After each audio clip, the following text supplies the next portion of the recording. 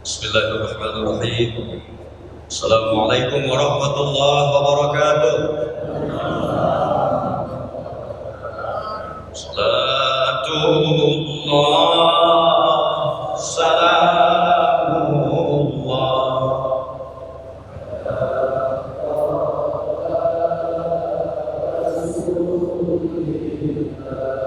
Salatullah, salamullah.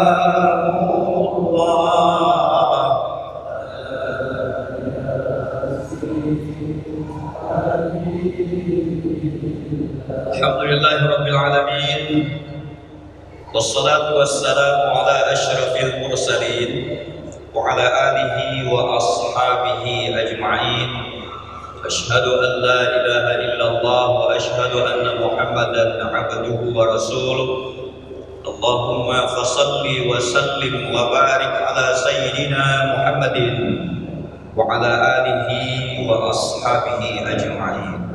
Hadratul mukarramin wal mukarramat, para masyayikh dan masyaikhat, wabil khusus tentunya Bapak Gubernur Provinsi Aceh yang dalam hal ini tadi sudah disampaikan pidatonya oleh yang terhormat Bapak Kadis Syariat Islam, Pak Doktor. Ada juga hadir orang tua kita, Bapak Gubernur sebelumnya dan pernah menjadi menteri, Pak Haji Azwar Abu Bakar, masih gemuk, sehat, amin. Guru kita, orang tua kita, ulama kita, Imam Besar Masjid Baitur Rahman Banda Aceh beserta seluruh ulama, imam dan pengurus yang berhadir. Ada Kajati, ada Kapolda. Saya mohon maaf tidak menyebutkan satu persatu lagi. Ada pengurus organisasi Muhammadiyah NU, dan saya lihat juga ada pengurus wilayah Al-Wasbiyah serta seluruh jajaran ormas keagamaan dan pimpinan-pimpinan gerakan perbaikan akhlak bangsa yang ada di sini yang saya muliakan. Waktu ceramah ini paling singkat, lebih kurang 20 menit. Saya mempersiapkan materi 1 jam, tapi karena 20 menit saya senang aja. Tiket yang dibeliin kok. Bapak Ibu yang dimuliakan Allah Subhanahu wa taala. Bismillahirrahmanirrahim. Allah. Saya kalau ngaji Quran di Jakarta pasti teriak begitu. Saya ulang lagi. Bismillahirrahmanirrahim. Terpaksa.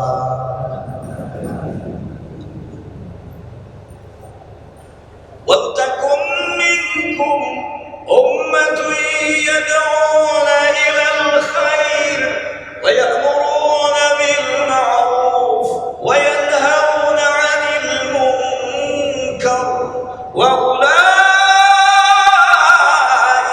هُمُ الْمُفْلِحُونَ.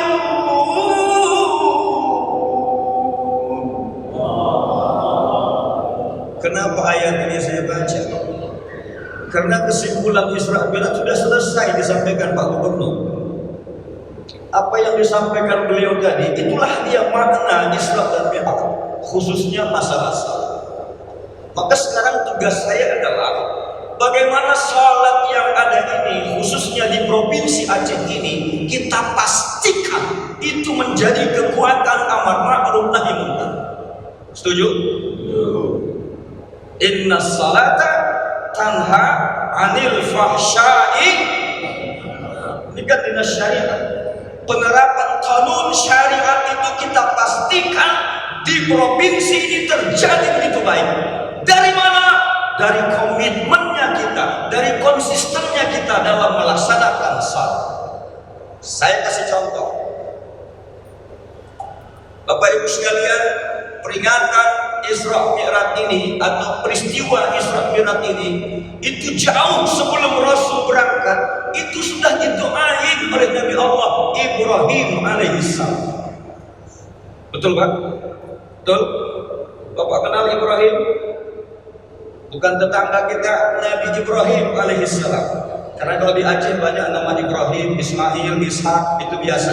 Cuman begitu sampai Jakarta berubah, Ibrahim jadi Bram, Zakaria jadi Jack, Daud jadi David. Ibu-ibu yang dulu namanya Nurjana pindah Jakarta jadi Suzana, namanya Mariana jadi Madonna, Pak Ramli jadi Rainbow. Dia merasa malu dengan nama-namanya. Saya sebelum lahir Bapak sudah saya pesan nama saya. Ketika itu saya berada dalam rahim almarhum mama saya.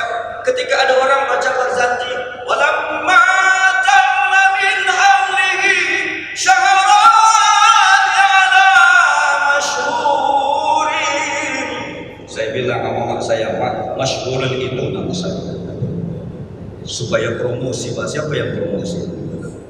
Kebetulan saya lahir tanggal 5 Khamis, Al-Khamis, hari Khamis, Al-Khamis, anak kelima, Al-Khamis, tanggal 5. Ternyata hukum Islam juga 5, rukun Islam juga 5, Pancasila juga 5. Terima kasih, akhi. Kita sama baca Quran tadi. Masya Allah. Saya mau nandingi dia. Apa doa Nabi Allah Ibrahim ada? Ibu Ibrahim itu adalah Nabi yang telah menancapkan tauhidullah setelah Nabi Adam alaihissalam turun-temurun sampai kepada Nabi Allah Ibrahim alaihissalam. Ibrahim punya 2 istri yang terkenal. Satu adalah Siti Sarah, satu Siti Hajar. Betul? Ini kalau udah bicara 2 istri kayaknya Bapak serius semuanya. Satu Siti Sarah, satu Siti Hajar. Siti Hajar itulah yang akhirnya melahirkan anaknya Ismail alaihissalam. Setelah Siti Sarah lama menunggu belum ada kelahiran, sampai pada saatnya lahir pula yang namanya Ishak dari rahimnya Siti Sarah setelah berusia lebih kurang 90 tahun. Siti Hajar melahirkan Ismail, Siti Sarah melahirkan Ishak. Ini pelajaran bagi ibu-ibu. Ibu, andaikan bapak belum punya keturunan sampai sekarang, ikuti Nabi Allah Ibrahim alaihissalam. Dia ikhlaskan untuk menikahi istrinya Siti Hajar. Maka dari Siti Hajar lahir anaknya, kemudian dia pun mendapatkan anak. Setuju bapak-bapak? Sangat setuju. Ibu-ibu yang menderita juga.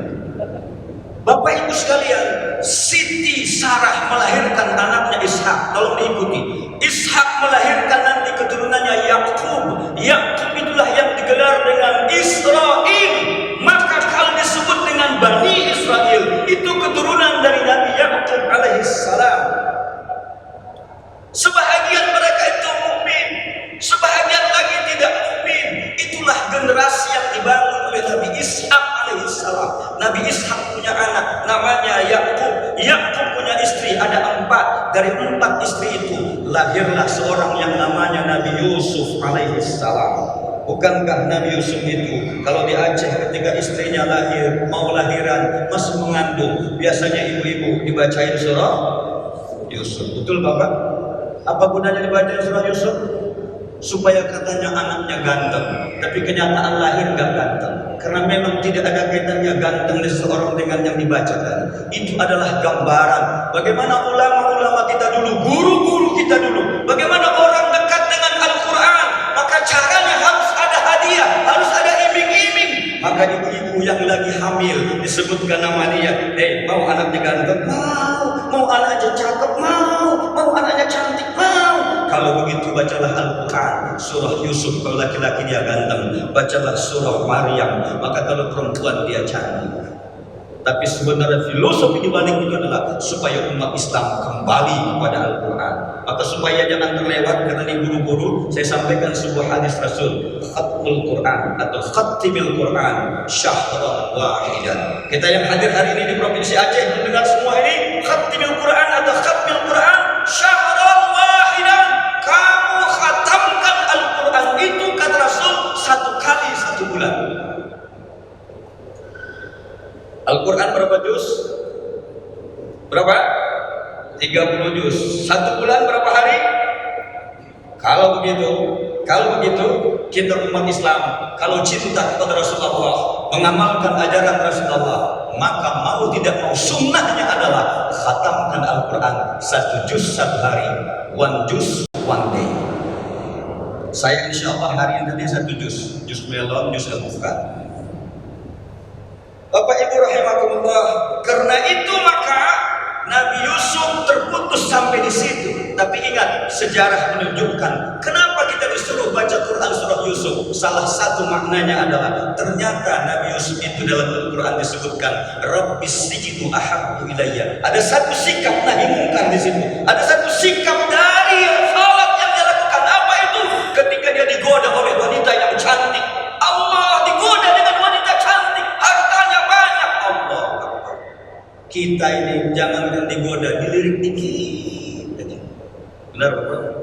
Ini kacamata kalau dipakai baru kelihatan Bapak Ibu.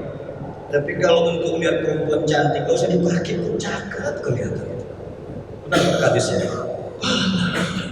Tapi Nabi Allah Yusuf mengajarkan kepada kita, Rabbis sijnu ahabbu ilayya.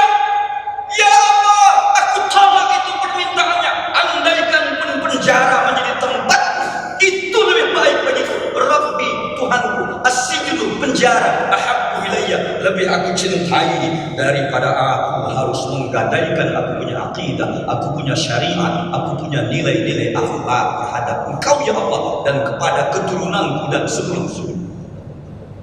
Maka kita seprinsip, syariat Islam di Aceh itu betul salah satu di antaranya adalah membatasi pergaulan generasi kita. Bapak baru dengar di sebuah provinsi atau di sebuah kabupaten di Indonesia ada wanita dan anak-anak muda kita SMA minta perkawinan dipercepat. Betul ada? Ada? Itu gambaran Pak, itu baru satu kabupaten. Bukan tidak mungkin itu berada di semua kabupaten. Saya kalau pernikahan dipercepat barangkali hubungannya dengan regulasi. Dibolehkan apa tidak oleh negara kalau menikah sebelum usia 19, dikasih sertifikat atau tidak. Tapi yang menjadi permasalahan kita adalah kalau ditanya kenapa mereka minta dinikahkan lebih cepat, jawabannya adalah ternyata mereka sudah produksi duluan baru minta dinikahkan secara resmi. Mudah-mudahan generasi muda di Aceh tidak masuk ke situ. Amin. Amin. Karena Nabi Allah Ibrahim yang saya sebut tadi pernah berdoa, Rabbi ja'alni muqimas salah wa min dzurriyyati. Ya Allah, jadikanlah aku dan keturunanku orang yang menegakkan salat. Dari keturunan Nabi Yakub yang lain ada Nabi Musa alaihissalam. Allah kasih Al-Quran kepada Allah kasih kitab Taurat kepada Nabi Musa. Nabi Musa ditemani saudaranya Nabi Harun berhadapan dengan yang namanya Fir'aun. Tapi bagaimana sikap Nabi Musa kepada Fir'aun? Allah ingatkan, idhab ila Fir'aun, datangi itu Fir'aun.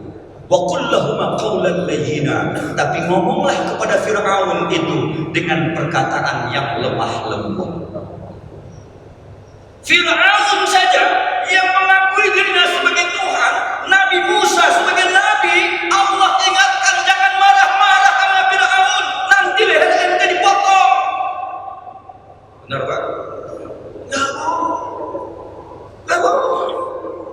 Kalau begitu, kalau ada orang yang punya sikap seperti itu, wa qul lahum qawlan layyina, sampaikan kepada mereka perkataan yang lemah lembut. Ahmad ya Habibi, Ahmad ya Ahmad ya ya Habibi, salam salam. Salah satu yang bisa melembutkan hati orang adalah Al-Quran. Salah satu yang bisa melembutkan hati orang adalah salawatun Nabi Sallallahu Alaihi Wasallam. Salah satu yang bisa melembutkan hati orang adalah ketika dia bertakbir, Allahu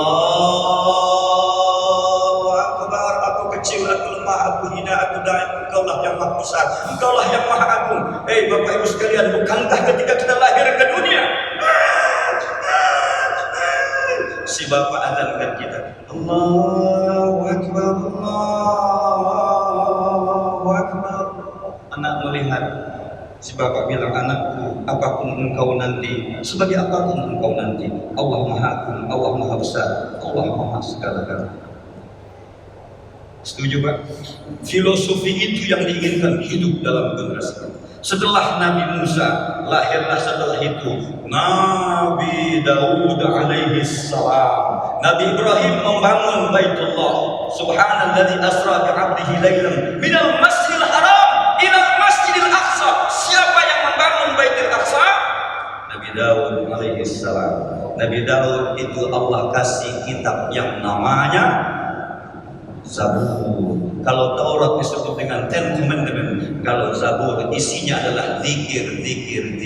Subhanallah walhamdulillah wa la ilaha illallah Allahu akbar la haula wa la quwwata illa billahil.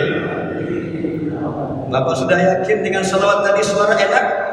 Suara yang merdu? Bukankah mukjizat Nabi Daud Allah kasih suara yang indah? Kenapa? Dakwah di zaman itu tidak boleh kasar-kasar, tidak boleh keras-keras, tapi lembutkan hati orang dengan zikir dan zikir. Modalnya apa? Suara yang lembut. Dia punya anak namanya Sulaiman. Dibangunlah Baitul Maqdis. Dilanjutkan oleh Nabi Allah Sulaiman. Ayo kita berdoa, mudah-mudahan pada saatnya kita sampai ke Baitul Maqdis. Kita doakan supaya Baitul Maqdis Allah selamatkan. Amin. Sudah tinggal 5 menit lagi. Dari keturunan itu nanti, dari istrinya yang lain, lahirlah Nabi Isa alaihi salam. Nabi Isa lahir di Palestina, saudaraku. Dia adalah nabi terakhir dari keturunan Bani Israel. 600 tahun setelah Nabi Isa, lahirlah Nabi kita Muhammad sallallahu alaihi wasallam dari istri Nabi Ibrahim, dari Nabi Ismail, keturunan ke-50 itu adalah Nabi kita Muhammad sallallahu alaihi wasallam. Tala'al qadaru alaina min telah terbit bulan. Rasul itu adalah bulan bagi kita. Rasul akhirnya bertugas sebagai nabi dan rasul di usianya 40 tahun. Di 40 tahun diangkatlah menjadi nabi dan rasul. Pengangkatan itu sering kita sebut dengan malam nuzulul Quran karena terjadi pada bulan Ramadan. Iqra bismi rabbikal ladzi khalaq. Ini ceramahnya buru-buru, tapi tolong diikuti. Setelah 40 tahun usia Rasul, sampaikan dakwah di Makkah. Tidak ada bicara salat, tidak ada bicara zakat, tidak ada bicara puasa, tidak ada bicara haji. Yang dibicarakan adalah bagaimana memanusiakan manusia, akhlakul karim. Lantas kapan itu peringatan Isra dan Mi'raj? Setelah 40 tahun sampai usianya menjelang 50, Rasul melihat dakwah di Makkah begitu banyak tantangan. Berangkatlah beliau ke negeri Taif. Taif itu tidak jauh dari Makkah. Taif itu adalah tempat buah-buahan yang indah dan lezat. Sampailah beliau di Taif, tapi tidak mendapat sambutan dari orang-orang Taif karena sudah ada orang-orang kafir Quraisy yang datang duluan. Intelijennya sudah duluan, Pak Gajati. Itu Muhammad mau datang, sikap. Akhirnya dilempar itu Rasul, kakinya berdarah luka. Ketika itu malaikat datang, ya Muhammad, bagaimana kalau aku angkat itu 2 gunung, kita letakkan di kota Taif? Rasul bilang tidak. Mereka belum kenal siapa, mereka belum tahu apa itu Al-Quran. Malah dia berdoa, Allahumma hdi qaumi fa innahum la ya'lamun. Karena itu kita di Aceh, para dai, para ustaz jangan berputus asa. Oke, para dai, para ustaz, para kiai, para ajengan, jangan berputus asa dalam berdakwah. Biasakan berdakwah dengan penuh tantangan. Dengan demikian diuji kesabaran kita. Ternyata Rasulullah diuji, ditawarkan iming-iming oleh malaikat, kita singkat aja nih. Rasul bilang tidak. Itulah akhlak seorang Nabi Allah Muhammad sallallahu alaihi wasallam. Coba kita pakai tawaran begitu. Gimana kalau kita singkat? Singkat. Diajari. Setelah itu Rasul pulang ke Makkah. Meninggallah yang namanya Ummahatil Mukminat Khadijah. Bukankah ibu-ibu Ummahatil Mukminat Khadijah itu adalah contoh yang terbaik bagi para istri? Bapak, Khadijah itu sebelum tidur malam, usianya 15 tahun lebih tua dari Rasul. Dia tangan suami, ya Rasulullah, andaikan aku wafat besok, tolong maafkan kesalahan-kesalahan. Jadi ibu malam ini sebelum tidur malam minta izin kepada suami, abang, Kang, abah, ada maaf ya, kenapa? Siapa tahu besok saya duluan wafat, maafin ya. Sang suami bilang, kok sekarang? Iya tadi ceramah Pak Ustaz. Tapi dalam hati suami, yes, itu yang buat betul. Ini akhlak Ummi Khadijah. Siapa itu Ummi Khadijah? Dia adalah backup ekonominya Rasul, backup dalam semua dakwah Rasul.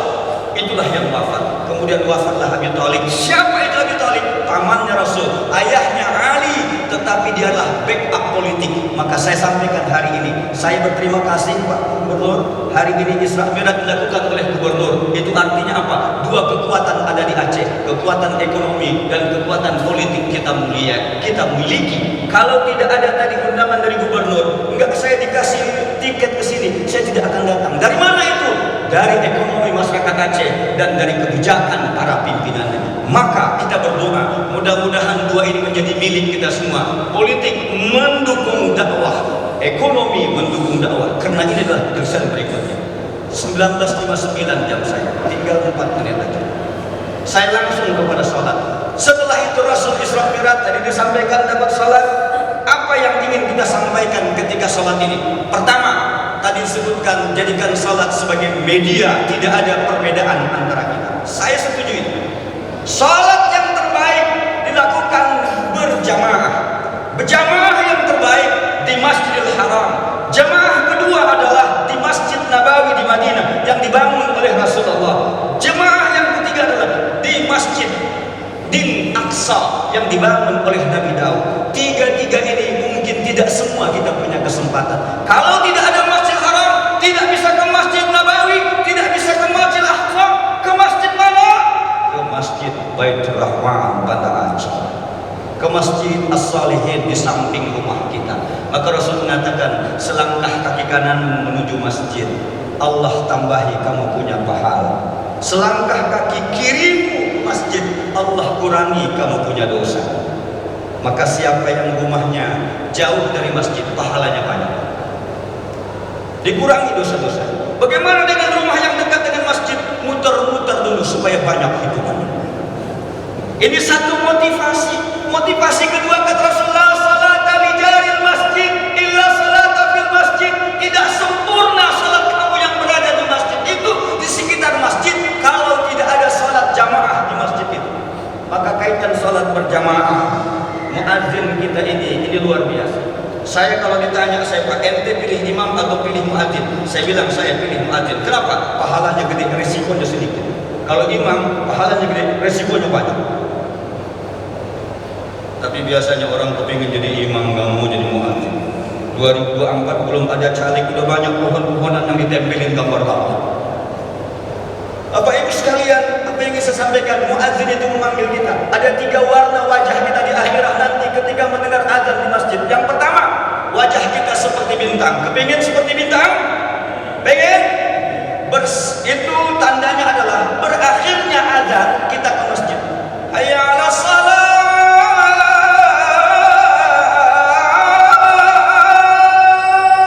Siap-siap dari rumah, la ilaha illallah, sampai di masjid. Orang yang membiasakan seperti itu, wajahnya seperti bintang. Ada yang kedua, wajahnya seperti bulan. Siapa itu? Bersamaan dengan azan, hayya 'alas shalah, dia sudah di masjid, maka wajahnya nanti di akhirat seperti bulan. Ada yang seperti matahari, kepengen matahari, tapi nggak ada kaitan dengan partainya Pak. Siapa itu? Belum azan berkumandang, belum azan. Ini sekarang kita ini belum azan berkumandang, kita sudah berada di masjid ini, maka wajah kita semua seperti matahari.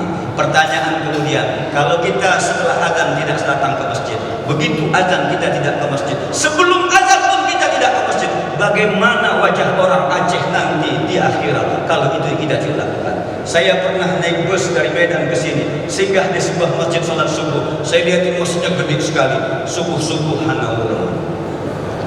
Terima kasih Mari kita akhiri dengan berdoa. Mudah-mudahan Allah berikan kita kesehatan, keafiatan, dan dengan salat itu kita menjadikan diri kita takum minkum ummatu yad'una ilal khair, mengajak orang berbuat baik, mencegah orang berbuat munkar. Ulaika humul muflihun, qad aflahal mu'minun. Bukankah salat itu adalah bahagian dari suksesnya kita semua? Al-Fatihah. A'udzu billahi minasyaitonir rajim. Bismillahirrahmanirrahim. Alhamdulillahirabbil alamin. Arrahmanir rahim. Maliki yaumiddin. Iyyaka na'budu wa iyyaka nasta'in. Ihdinas siratal mustaqim. Shiratal ladzina an'amta 'alaihim ghairil maghdubi